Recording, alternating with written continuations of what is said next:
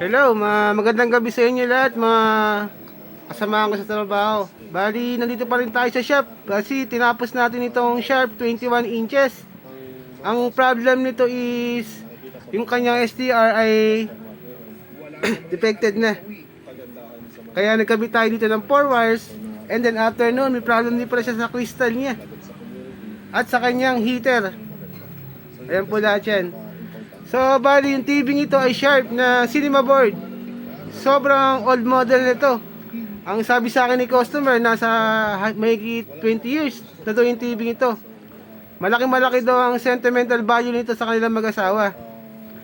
So, nakontrata naman natin siya na maganda, kaya tinuloy natin ang paggawa. Tsaka, ayon sa kwento niya, ito yung unang pundan nilang mag-asawa, kaya gusto nilang ma-repair pa kung sakasakali lang naman.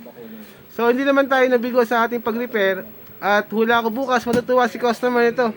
Siyempre, matutuwa rin ako kasi nagawa ko yung TV niya na napaka-sentimental value sa kanya. Time check po tayo, 10:30 PM. So, ito po yung TV na ating ginawa ngayon na in-overtime natin. Ayan po siya. 20 years na yung TV nito, pero napatino pa natin. Sa mga gusto magpa-repair ng TV dyan, dito po ang aming pesa sa Angti Building. Sa dati pong bayaran ng Converge at Basticoy.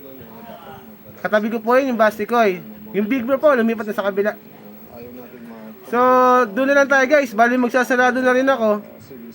Siguro makauwi ako nito, mga 11 pass na rin. Medyo mahirap, pagod tayo. Baka bukas mali tayo ng pasok ng konti lang naman, konti. So, ganyan lang guys. Maraming salamat sa inyo.